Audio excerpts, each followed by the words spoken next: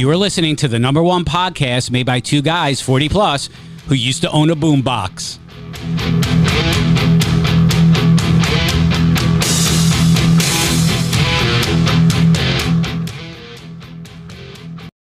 Welcome again to another episode of Aging Immaturely. We got a great guest for you tonight. But first, I wanted to let you know today's episode is brought to you by Hugh Kitchen. Hugh is a family-founded chocolate and snacking company focused on creating products that match ultra-simple ingredients with unbeatable taste. Built on a strong mission to help people get back to human, Hugh only uses simple, real, and responsibly sourced ingredients. Hugh obsessively vets every ingredient to unite unbeatable taste with unmatched simplicity. They go beyond what is easy and expected to ensure that their products and practices are ethical and put both humanity and the human body first. All of Hugh's products are gluten-free, dairy-free, refined sugar-free, and aren't heavily processed. Use code POD for 15% off your next purchase at HughKitchen.com. That's code POD, P-O-D, for 15% off at HughKitchen.com.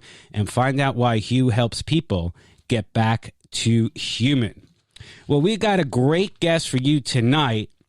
He is from Ring of Honor Wrestling. He is the leader of the Embassy. He is my good friend, Prince Nana. Oh my God! Is this my good friend Rob Zimmerman? Yes, it is, and we got Jeff here too. We can't forget about him. Jeff, what's up, baby boy? What's up, Nana?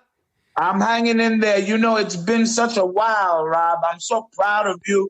It's been almost like 15 years since I've seen your beautiful face. I know. But, Jeff actually wanted to do a Zoom tonight so we could all see each other, but we didn't want to, get into a Toobin situation.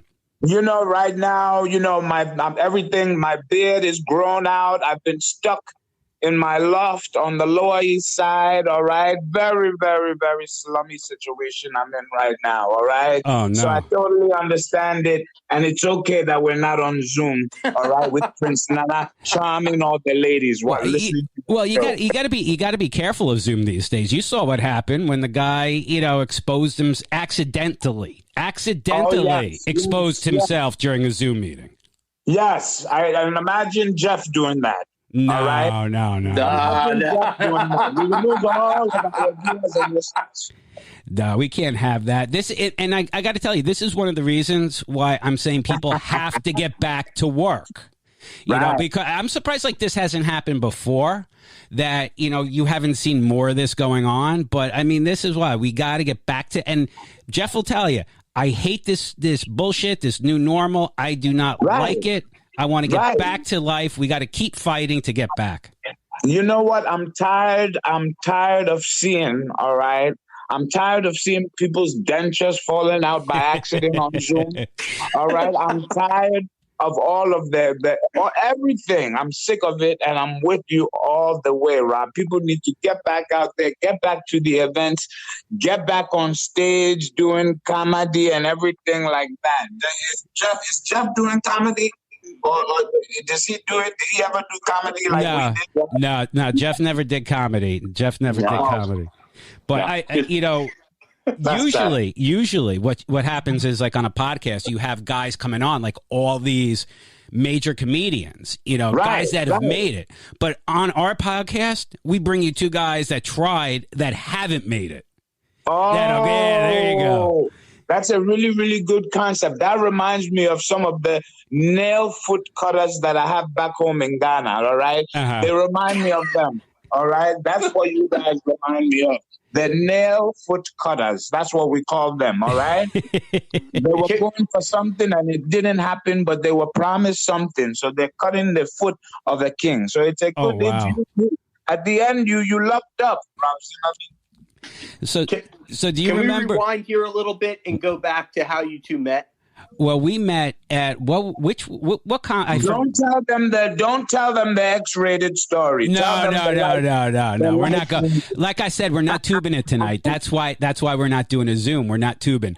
But what was it? Stand Up New York? Yes, it was. It was on. I believe it was back in Upper East the Side. year 2000, or it was like something around 2000, like around 1999, 2000, and it Yeah. was Stand Up New York. Yes. I believe it was Second Avenue. You were living on that I was block. living right. I was living over there, and we decided to not together, but we just met each other there to take this Right. comedy class. It was at the school, the classes. Yes. And I got to tell you, I always thought I was funny. You know what I'm saying? I always You just saying that, Jeff, Rob. Yeah. You just saying that was hilarious. But go ahead. Thanks. But you have. I always thought I had a good, sarcastic, good personality. I was whatever, and I would do like comedy bits Right. at like dinner or whatever, Right. and. I thought, okay, go back. Hey, I got this whole thing. I'm going to go on stage and I'm going to make people laugh. And you know what? It didn't happen. You know what? What was your topic? What was the topic? What did you focus around? You know what? Do you remember? You remember what you did, Rob? No, I remember. The only thing I remember, I don't remember yours. I remember we had that one guy in the class that was like, I'm Greek. Right. You remember? That's all he said? That's all. him. Yes, that's all he said, because it was like, this was when like My Big Fat Greek Wedding came out. Right. I think it was right. And his whole routine was like, I'm Greek. And the guy's like, okay. And he's like, yeah, well, I'm Greek. Like, you're supposed to laugh like they laugh at the movie. But what they tell you, just like writing, like any other writing, they tell you write what you know. Right. So I think I did something with my, I had maybe one of my kids or my wife was pregnant. I don't know, something about marriage. And at that time was also, remember that Verizon commercial? I do. Okay. I'm going to tell you, no, we met after 2001 because part of my routine was on Osama bin Laden. And remember that commercial, like, can you hear me now? Can you hear me? Yes. So I was doing this thing where like Osama bin Laden was in in the caves, and he's on a cell phone. He was like, blah, blah, blah, blah, blah. Can you hear me now? Can you hear me now? I remember that routine. That was part of that was my ending. I remember that one. Jeff, I'm telling you, if you would have been there, you would have been in knots, my friend, all right? Knots with this guy. I remember when we went into the class, all right? There was maybe like 8 of us, right? Maybe 8 or 9 of us. We ended up having to do the bringer thing. You had to invite, family and friends, and boy, that was like a killer doing that. But luckily, we had some people coming out, and your set went well. My set went well. Unfortunately, maybe I did like 4 or 5. I think 5 or 6 other stand-up shows after that. What about you? 1, 2? I did it like 6 to 8 months. I remember I went after a competition at somewhere on the West Side. I know I did Gotham a few times. And this is where, like, people don't realize this is where the comedy... To get to a level where you're not paying the club, basically. Right. Because what happens is you have to guarantee them, depending on the popularity of the club, 5 people or 10 people every time you go. And by like after 6 months, you have no friends left. Everyone went they're poor. 2 or 3, 4 times. Exactly. That's what they do after that, right? They send you on the street with a sign on your neck. And they tell you to go and get people. I had to bring one time. We brought my whole office. Like, everybody that worked for me came. My dad bought everybody dinner, and after because so you wait, back up a second. So you had to pay the club to perform, and your father had to pay the people to attend? No, you don't pay the club, but what happens? He wanted to buy the dinner. He wanted, because then he guaranteed me everybody would laugh after if he bought him dinner. Make sure my son gets the best laughs. I'm treating tonight. No, but the way it works, like, people unless you can get to a open mic, which isn't that available, you have to guarantee clubs like X amount of people. Well, that's why, Rob, I ended up taking my skills, because I went through the same thing. Right. You know, I ended up bringing all my friends. They came to the first one, the second one. Then it was like, okay, you know, my fan base, you know, because I was in the wrestling business since I was 16. Okay. So you had a big base. Exactly. So I had a little bit of a base, but they were more focused on what I was doing in wrestling. So I ended up using, you know, most of what we learned in that class, which was great. And I had a great time, great memories. And I ended up using it in the sports entertainment business. I used it in WWE. I used it in helping to create Ring of Honor. Ring of Honor, I was there for many years as one of the producers. Right. Okay. And also a talent scout. Right now, I'm doing my own thing on the outside, trying to create something new in the sports entertainment business. So, you know, it's really, really a nice thing to know that, you know, you are still out there and still trying to create something along the lines in entertainment. You know what I mean? You're not trying to be a nail foot cutter. All right. But honestly, let me ask you something. Like, because I know I've seen you over the years, you wrestling. I've seen you get in there, you know, and what was a hard big boy when you met me. When you met me, I was a big boy. Yeah, I know you look great. Thank you very much. You knew me. You actually know me very well. I was maybe about 250 pounds. Right now, I'm like 175, soaking wet. That's it. Yeah. You know, and that comes with age. I think Jeff's bigger. Yeah, but EC, you went down. I think Jeff's going up. Oh, you know what, Jeff? Jeff, I'm going in the other direction. Jeff, what are you eating? The matzo ball soups. All right, I love it too. All right, I love the matzo ball soups too, but you can't be eating it every day. All right. Listen, if there's a corned beef sandwich in front of you, you're gonna eat it. You don't say no. I don't know about the matzo ball soup, huh? Let me tell you, there's certain foods like you know, like it's like gold. Like you see, like a nice cut of lox. Oh my God! You don't turn lox, of course. Yeah, you don't turn away from that. You don't, because your mouth will be watering, and then after that you'll want to eat your tongue, thinking it's the lox. All right, so you better eat that lox. In my family, we call that gold. That's just gold slices. The first time I ever ate lox, all right, was at my little brother. It was at his brisk, all right, Eddie Moran's, all right. I know. How come I know that name? The Eddie Moran's? That's my brother. What are you talking about? I don't know. The name sounds familiar. He might be related to you. Maybe. We're all related somehow. We all come from the, you know, we're all tribal. We're all tribal one way or another. Hey, I'm related to him, so you might be, hey, you never know. You never know. We might be real brothers. We're all distant cousins. There you go, my friend. No, I don't know about you, That's Jeff. why my kids look funny. But let me ask you, honestly, so you've done the stand-up, you've done the wrestling, and I've seen you cut the promos. Like, which was harder? Like, what were you more nervous? Just getting on the stage, microphone, it's just you, spotlights on you, dark club, and you're trying to make people laugh, or coming out to the ring and just cutting, you know, a promo to get the crowd to pop? Both. And the reason why I say that is because, you know, there's three elements, all right, of my career in entertainment. Okay. There was the stand-up, there was the in-ring, all right, performance, and then there was the pro wrestling, you know, entertainment performance, all right? And being in front of a live crowd at the Hammerstein Ballroom is very, very nerve-wracking. All right, it's very nerve-wracking because you don't know if the crowd is going to sit there and not say nothing, if they're going to cheer, if they're not going to cheer. Right. So and then being in the club, all right, I remember my first night doing the stand-up at Stand Up New York. I almost got a standing ovation, you know, and then the next day, next week, I did something at the New York, something.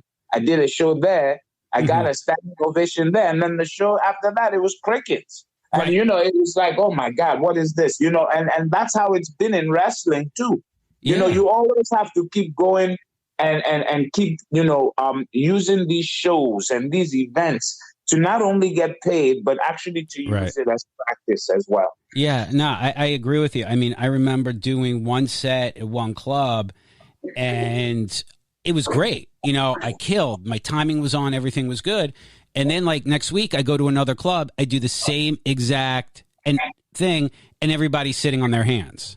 Right. You know, so right. So you just don't know. And like somebody said to me that was in a band, he's like, look, if I screw up, nobody knows.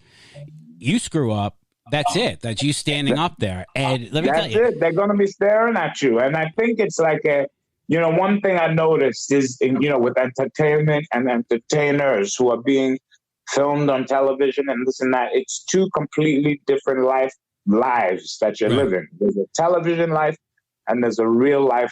Like, I think before you get on stage to do any type of show or get on television to do what you have to do, you need to get into that television life like maybe a day before. Right. You understand what I'm saying? You're getting your game on.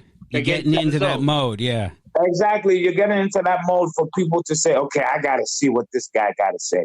You know, if you had a whole bunch of shit going on, you know, you had the soccer practice and this and that and so on and so forth, and we went and ate lax all day long, you know, then when you get on stage, they feel like, oh, wow, this guy, he looks burned out, you know, and I'm not using you as an example. No, I'm using me. I'm using me. Yeah. I eat all this lax all day long. My God. Well, you know, I work all day long. I come home. We're doing this now, and I got to slap myself in the face to get ready. Rob, cut it out. Hey, Jeff. Yeah. Jeff, what is this with him? He's whacking. Are you kidding me? Yeah, he works pretty hard. He gets up very early. For it. He works. I'll take your word, Jeff. I work hard. But I work hard too. You know, I have this business, all right? And so what are you doing now? Everything. I do everything. You know, I've owned a business for the last 15 years. Mm-hmm. I voted for Hillary Clinton because of my mother. Okay. All right? Why aren't you guys laughing? All right? we stay away from politics. I know. As soon as I said I voted for Hillary Clinton for my mother, everyone got quiet. But, you know, it's sad.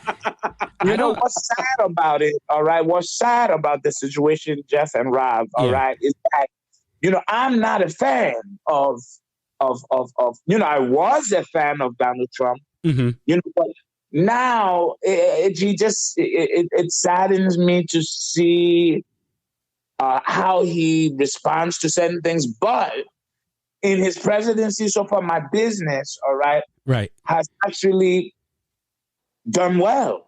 Right. Okay, you know, versus the last 7-8 years that I've been suffering, all right? And not me personally. My bank account is booming, all right? I'm talking about the business now, all right? Don't get it twisted, all right? But now... Can I borrow a couple of bucks? Everything is nice. I'm able to offer, you know, not only a partnership, but I'm able to offer opportunity, all right, to individuals, to business owners, to property managers, to real estate people who are looking to diversify their income. So it's a great time. It's a great business that I'm in. And you know, business is booming, my friend. Wow. Well, we hope. I'm not asking who you're voting for, but please don't. You don't want to find out who and why I'm voting for who this year. Right. Well, you know, good luck, man. Because who knows what's going to happen? Look, we try to not get political on the show. We had the. I'm sure you're going to listen, or if you guys haven't out there listened, we have a presidential debate review a couple of episodes ago, and like I said, you know, whatever my feelings are, we just review the candidates as you know, equal opportunity, that we rip them both apart because they both suck. That's it. But I think it, you know, and I'm not getting political or anything, but I think like you're saying, and I think a lot of people's feelings are with what's coming up. You have to kind of take Trump out. You have to take the rhetoric away from the policy, unfortunately. Right. And if you see, if he would shut the fuck up, if you would stop tweeting, then you're going to see that, you know what, some of the policies are actually really good and have helped the country. They're actually going through. They're going through. People are making money. People are beginning to open businesses. People are becoming entrepreneurs. They're not sitting at home. Yeah, there's people collecting, welfare and this and that. But now we're giving them incentives to do something. Some of these people, they're not educated enough to go out there into the corporate world. So why not give them an opportunity to work from home? Why not give them an opportunity to work close? And this is in politics, all right? This is just, regular discussion. You know what I mean? So, I'm just happy that the business is doing well. Any of your people that are listening, if you are interested, all right, call my assistant, Mark, all right, at 866-517-4558. Just ask for Mark. He will explain the opportunity to you, and we'll hope to have you on board. Hey, Rob, I'm waiting for you too. You know that, all right? You're already a partner already. I already put you into the basket. Put me in, man. Put me in. Sign me up. Don't worry about it. I'm there. You're done. You're done. So let me ask, how did you, I just want to get a little background before we let you go. I know you are a busy man and you've got meetings, and I'm just so appreciate that you were able to give us some time. Oh, that's nice of you. How did you get into wrestling to begin with? Because that's it's I'm gonna get real emotional with you right now. I appreciate it. And the reason why is because when I was a child, all right, I didn't know nothing, just like everybody don't know nothing. I was thinking I was gonna be a singer. Really? All right. Or a dentist. Okay. Or a lawyer or something like this. But one day I watched, when my dad was alive, when I was maybe about 8 years old, I watched WrestleMania. All right. And it was interesting to me, but it wasn't that interesting. Then I saw something else on Saturday Night Live or something Saturday night's main event. Yes, that's the name of it. That's when the WWE was the WWF. Right. And I was watching a show when Andre the Giant was choking Hulk Hogan out, and then he started bleeding out of his ears. That was the second image there, all right? But then the image that made me actually say, hey, listen, I want to do this, and this is at the age of 15. All right, I wasn't no grown adult now. I was a 15-year-old, just kind of like an old soul. My dad died when I was 10. Sorry. So I grew up kind of fast. Thank you very much. All right. But, I saw the main event at WrestleMania 8 at the Hoosier Dome. I remember that, yeah. And the main event, or the semi-main event, was Ric Flair or Randy Savage versus Ric Flair for the World Championship. Wow. And boy, oh boy, all right, WrestleMania 8, that was it. That was the show that took it. And I said to myself, this is the industry that I wanted to be in. And I ended up, signing up. I was looking all over at first, a little kid. Right. I had a job. I was doing good in school. I never dropped out of school. I went to college and everything. All right. But as a kid, I was looking all over. I found Larry Sharp's school in Jersey. It was too far because I was staying in Brooklyn at the time. Right. So I was referred to Johnny Rods. And, I was like, who the heck is this? Johnny Rods. I don't know who this guy is. I never even heard of him. The Monster Factory with Larry Sharp. I didn't know him either, but I knew Bam Bam Bigelow. Right. You know what I mean? I knew one or two other people he trained. So I took the chance and I went and met with Johnny Rods. When I walked into his office, man, that was it. I saw all these wrestling pictures and Ric Flair in a picture with him. And I saw him with all of this. And this is in 1995. Oh, wow. Okay. Right?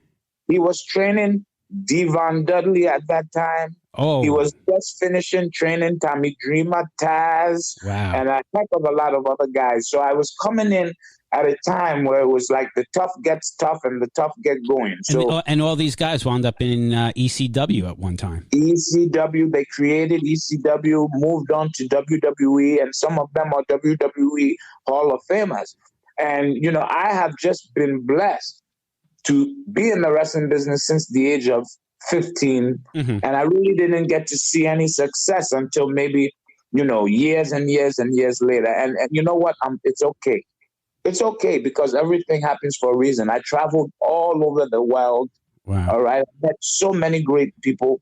All right. And I have a very, very huge network. And I really, really, thank the whole wrestling community for always showing love. And one day I'm going to be back, whether it's with my own sports entertainment company. All right.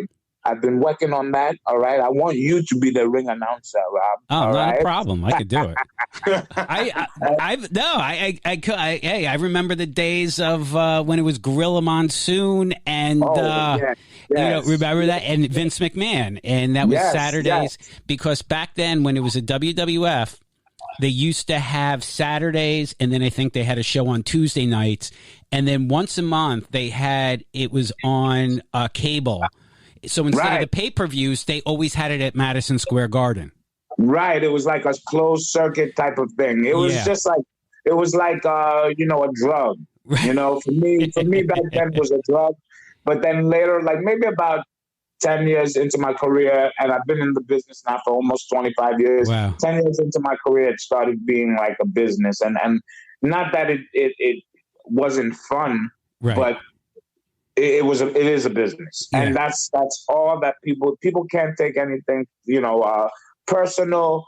It's a business, and that's what it is. That's the way the cookie crumbles. Did you see Hadestown on Broadway? No. Why you said no? That was a great show. I'm so mad that Broadway is shut down right now because it's terrible. It's terrible. But no, let me know about the maybe Aging Immaturely. We'll have our own stable of wrestlers over there.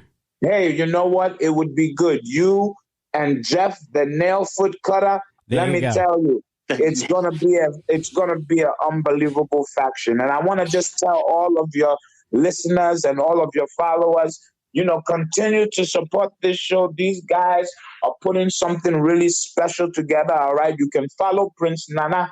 All right, on Twitter at Prince King Nana. All right, and you can follow me on Instagram at Prince King Nana, and you can follow me on Facebook if I let you in at Nana and then Bando Bandoh.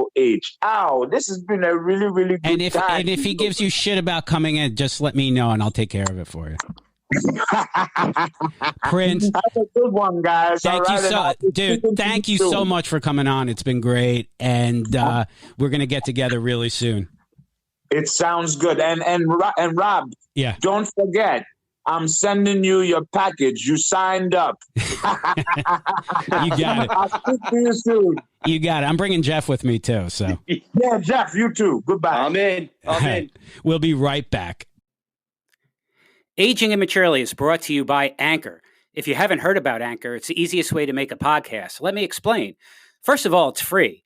There's creation tools that allow you to record and edit your podcast right from your phone or computer.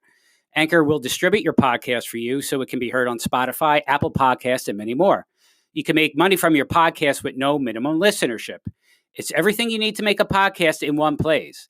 Download the free Anchor app or go to anchor.fm to get started. All right, and welcome back to Aging Immaturely, Jeff. That was so much fun with the Prince. I have not spoken to him in so long. And, it's nice when you have a friend like that. You don't talk for a while, and you can just kind of get back into it. I was going to say, you go way back with him. Yeah, I mean, let me tell you, I always thought, like I was saying earlier, I thought it was a funny guy, had a good personality, and, that it would automatically transfer to on the stage. And then you realize you suck. Like, you're not funny. Like, you know what I mean? Like, you sit down at a table with a couple of guys and everybody's shooting the shit, and there's always, one guy like the Joe Pesci character out of Goodfellas. Yeah, exactly. And you think, hey, this guy's a funny guy. And it just, when you get on stage, it's a totally, especially if people are sober, it's a totally different, it's a totally different experience. Yeah, I mean, you've got your material, and then you've got your audience, and if the two don't work, it's a disaster. And after that, like, I don't know if I had I can't think of the exact term, but after my first set and people actually laughed, I was like shocked. There was like nobody from NBC that was going to give me a comedy. Like, why wasn't there a contract for me? Like right there. Right. It just didn't happen. But let me tell you, it's tough. And I give him a lot of credit. I've watched him over the years through the wrestling, with Ring of Honor. He did have some time with the WWE. But he's been in the ring with some name guy. Like maybe not the names around. Yeah. But, I don't know how many people, it's not like now, but when you have like guys like Taz and Tommy Dreamer and Devon Dudley. Bigelow? Is that who he said? Well, Bam Bam trained at that place that he went to. Yeah. And I mean, just to be the physical, like I remember growing up, I loved wrestling. I used to watch it all the time. You had I remember WWF was Saturday mornings, and then I think at 5 o'clock or 4 o'clock on TBS, you had the NWA, or you had like Mid-South Championship Wrestling, you had Memphis Championship Wrestling. And those were some good old days where it was really, before Vince McMahon took over everything, you had these regional places. And do you remember, were you into it like big time? Yeah, I remember all of it. Okay. You remember like you go to camp and you get like the wrestling magazines? I know exactly what you're talking about. When you would have like the regional kind of, right. I don't want to say lower tier, but like during like Monday, Tuesday, Saturday morning started it off. Right. Then they had like, when they had the pay-per-view events, that's when it went like, you gathered like 20 people and you all went to somebody's house. Yeah. Well, WrestleMania really changed the landscape. And Vince McMahon. That was the Super Bowl. Yeah, that was Super Bowl wrestling. But nobody ever did something like that before. And I just remember the days like I was so into it. I loved it. I knew every wrestler, and not just because we lived in the Northeast. This was WWF territory. Yeah. And then you go down south was NWA, and then you go to Texas. You had the Von Erichs. You had Texas Championship Wrestling. The AWA was more based out of Minnesota and Canada. I think they had some territory. And then you had the Alberta territories and all that. But I remember like watching or reading the magazines and like seeing like Randy Savage.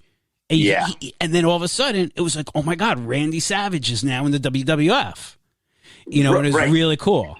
But there's also like always like a story behind every match and why it was happening, especially when you had like, a tag team, right? And why these two would like join up together, and one used to be on the other side, and now he came to this side. There was like, it was almost like a movie. Yeah, well, that's what it is. It wasn't as dramatic as it is now. I think to me it's changed now. It's it's sports entertainment. Yeah, and it's a soap opera with fighting.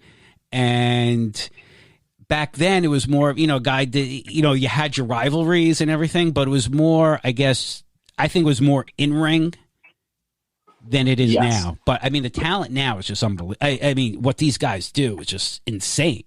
And I started getting back into wrestling. Remember when COVID started? And like, yeah, we're still in it. I know. I say, I love the expression. Remember the good old days back in January before this shit started? Remember life before we had to wear a mask? Oh God, I loved it. Although I'm going to get off on a tangent again. I am loving the mask. I was in a grocery store the other day. I saw like 3 people I did not want to talk to. I went glass. Seriously. What? Why is that bad?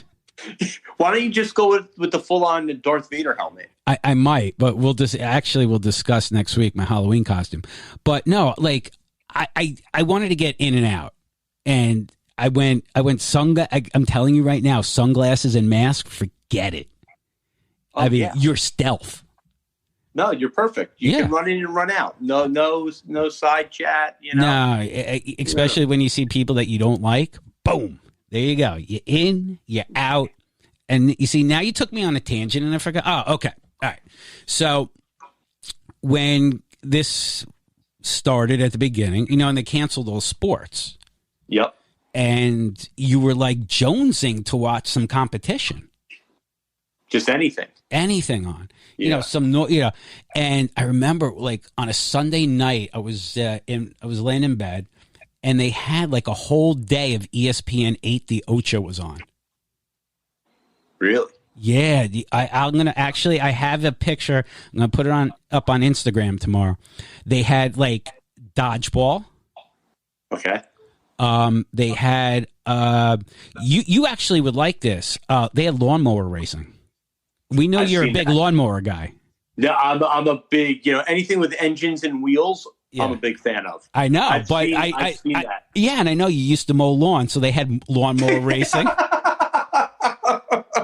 I used to mow lawns. I thought you would like it. My lawn career, it really wasn't that big of a career. No, I don't think in the Northeast, or especially the New York metropolitan area, it's a hotbed for lawnmower racing. Yeah, no. But they take it seriously. Oh my God, man, these things are souped up. And my son, like, him with engines, and they're talking what they have in there, and they're like, Dad, that thing can go like 40 miles an hour. I'm like, what? Oh, they fly. Yeah. So we were watching that. You know what? We were watching dodgeball. That they had cornhole competition. That's a real competition. Yes, and did you know that they actually have it in college? Colleges compete in cornhole. Really? There is official NCAA Division I cornhole tossing. Do they like ever miss? I didn't watch that one very much. It gets a little boring, but. You want to really laugh? The best one we watched all day was marble racing. Marble racing? Yes. They had like obstacle courses for marbles. And they had like 5 marbles like going down like a little, not a river, but like a little ravine and everything. Yeah. It was awesome. And we were taking bets in the house. Oh, it's awesome. It was. I love that kind of stuff. Okay, so what I'm getting at the time, nothing's going on, and Florida's fucking ass backwards. So I don't know if Florida's so ass backwards or Vince McMahon has that much power, but they deemed in Florida the WWE to be an essential business. Really? Yeah, that's why they were able to tape live. But then isn't basically every business an essential business? If you're going to put wrestling. Apparently in Florida, it's an essential business. We're all, we were open, but like, yeah, you can't go buy clothes, but you can wrestle. But it was wrestlers. Wait. So are wrestlers frontline?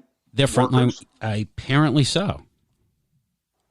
So we'd like to thank all of our doctors, nurses, and professional wrestlers. And professional wrestlers. But it was. I think it was important because at least it gave us some original programming at the time. Yeah, and there was some competition on. I don't know how much like other old fights I could watch. Yeah. Some of and they would like there was all like. Previous, World Series, NBA championship, right. Certain playoff games, they were all over. You know what I wish? I don't think, is Highlight still around? Highlight? Yeah, in Florida. Because I'm thinking of like obscure sports or Connecticut. Florida. They still do Highlight down there? I think so. I remember they had it in Bridgeport, Connecticut. There was Bridgeport Highlight, and they used to have the results in the paper. Oh, Highlight's the best, like, because it's so fixed, and when they miss, they like it. It's so obvious. Well, how about some dog? Why don't we do that and then go to the dog track? Oh, that's another one. Mm-hmm. You think that's fixed? I mean, that's pretty hard to fix, don't you think? No, not necessarily. You shoot it up with steroids. How do you fix a dog race? Give him some speed.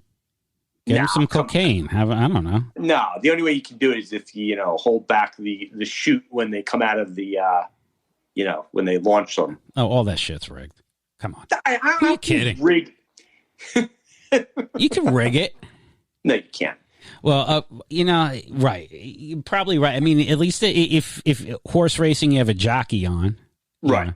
I don't know. Maybe they weigh the dog down. Maybe they make him eat like a giant bowl of farina or whatever the hell they feed him before. And, he's slow getting out of the gate. He could be slow. It was always the first turn. You knew you lost it at the first turn every time. If your dog got bumped, you're done. I just like the ones that make the turn and then the legs give out and they go face right into the dirt. Feel bad. That's terrible. So as we were talking earlier, I mean, this Mr. Jeffrey Toobin. Yes. Enough said. Too early. Yep. He made his mark. He made his mark.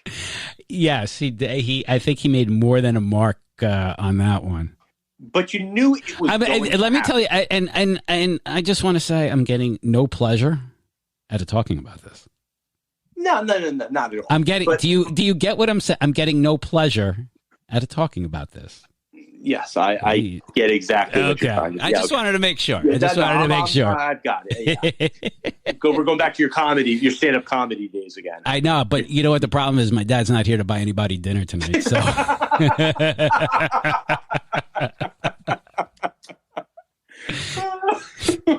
I thought it was funny. No, your dad's paying off the audience. He's buying everybody drinks. Laugh at my son. You're paying to perform. He's paying for the dinners. I know.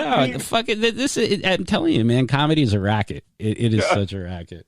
That's why I have a lot of respect for these guys that make it. Oh wow, you didn't have to pay. You mean the club's paying you and HBO's paying you and Netflix paying? Can you imagine how much I'd have to pay to get on to do a Netflix comedy special? Yeah. You have to buy HBO. Probably.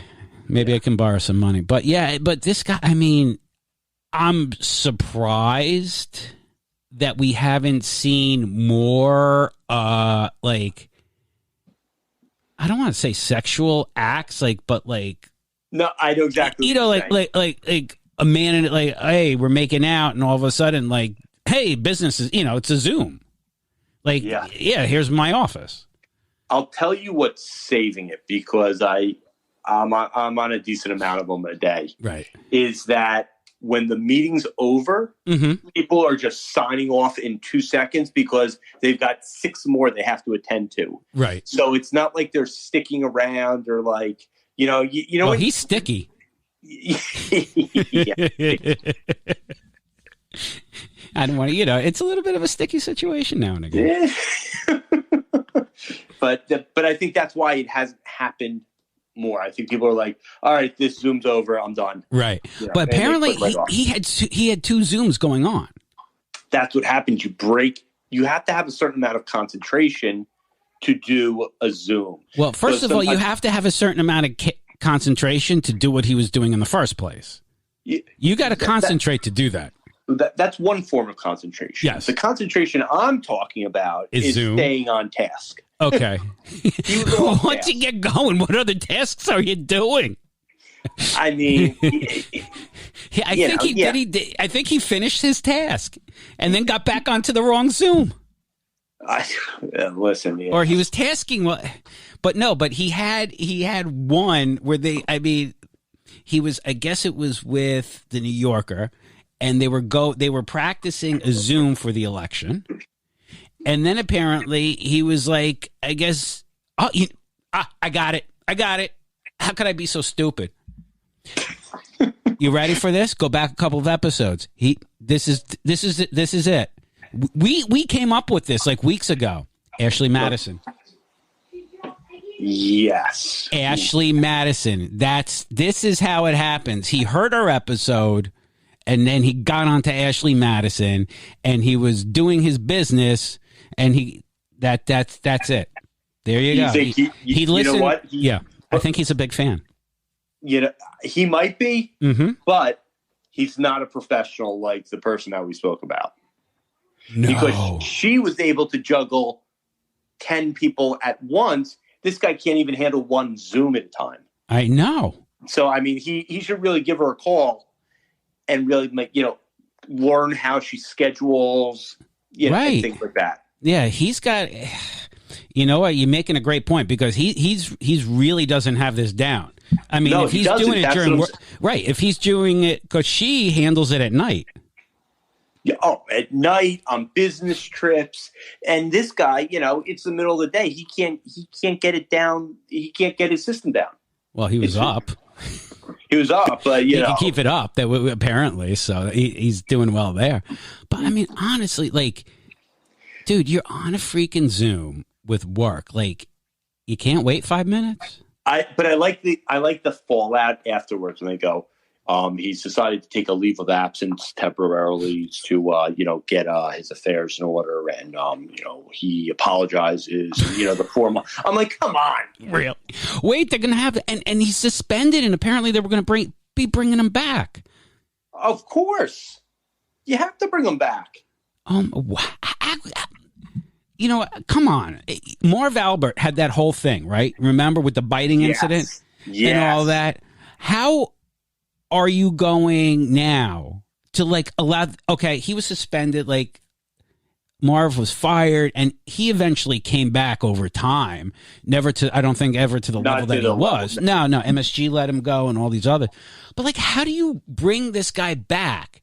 I mean, I'm just thinking. First of all, you gotta. He can only film him from the chest up. Well, see, here's the thing. Because everybody's going to be. What are they going to be thinking? Who's going to? And can I ask you something at the same time? Where's all the hashtag Me Too's? Okay. Honestly. It's not sexual assault, but I mean, you pulled out your Johnson and doing this, and there's women that were on the Zoom. Where is the outrage of your, it's just disgusting. It is. And okay, so you have to, okay, here. All right, this happened, right? This whole thing happened, goes down. He's in his house. He's Zooming. At what point do you say, honestly, this is a work environment? You know what I'm saying? It's the work. You have to treat it the same way. Would you, pull out your Johnson in the middle of a meeting? I mean, but if you're one of the people on this Zoom. Right.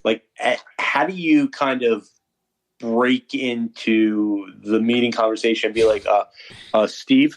Yeah. Steve, you're on camera and you're exposing yourself. Okay, yes. Let's go back to the financials now. So next quarter, we're looking at a growth rate of 4% with two balls and two balls. Two balls. I mean, you exposed yourself to women, to other people. I mean, Steve, you're still on camera, Steve.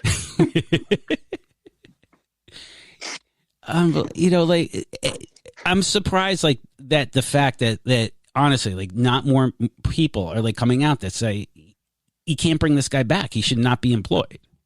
I'm going to mute all participants until the question and answer period. What are you talking about? You don't do that many Zooms, do you? No. I'm trying to talk, and you're in another world. I don't Zoom. No, what happens is on these large Zooms, so that you don't pick up background noise and you don't hear other conversations. They go, "We're going to mute you until the question and answer period, and then I'll unmute everybody on the line, right? So I've you seen can that. Speak." Yeah. So that's that's what your day is like. Yes. Okay. But I mean, now we're not only going to have to mute, we're going to have to take everybody off so they can't see your junk. Right. I mean, it's a one-way presentation, and then they open it up to whoever. But yeah, that's basically what they have to do, especially in his case. I mean, if this isn't telling everybody, maybe it's time to get back into the office and how people are seriously fucking around during what hours? I don't know if this really has to do with. Listen, it's one thing if you're caught on Zoom, I don't know, picking your nose or something. Right. It's another to be doing that act. Well, I got to tell you that this has been good for us because I put a couple of things up on Twitter. You can always follow us at Immaturely on Twitter.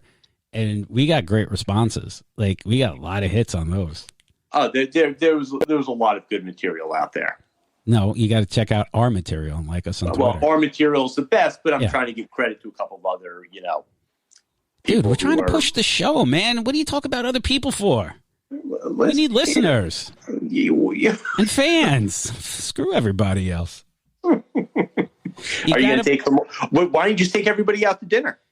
I don't have that. Well, we're not exactly in the Joe Rogan stratosphere yet, so I might be able to afford it. You think that Joe Rogan, he says, hey, listen to my show, I'll take you out to dinner? No, he just sends people venison. Oh, yeah, but you know what? They're off for about a week. They had to stop. He was supposed to do this big interview with the third presidential candidate, Kanye. Okay. Yep. And one of his staff members got COVID, so they had to shut down for a week. Are we filling in for him? I was just about to say, we got original programming. We do. Out. Yes. We are definitely original. Yes, we are. And I think that's going to wrap it up for tonight. Jeff, it's been amazing. We had a great guest. Always. And we'll catch you guys next time. Thanks for listening. And that's going to do it for today's episode of Aging Immaturely. If you have a product that you would like to discuss on air, please email us at agingimmaturely@gmail.com. You can also follow us on Instagram and Facebook at Aging Immaturely.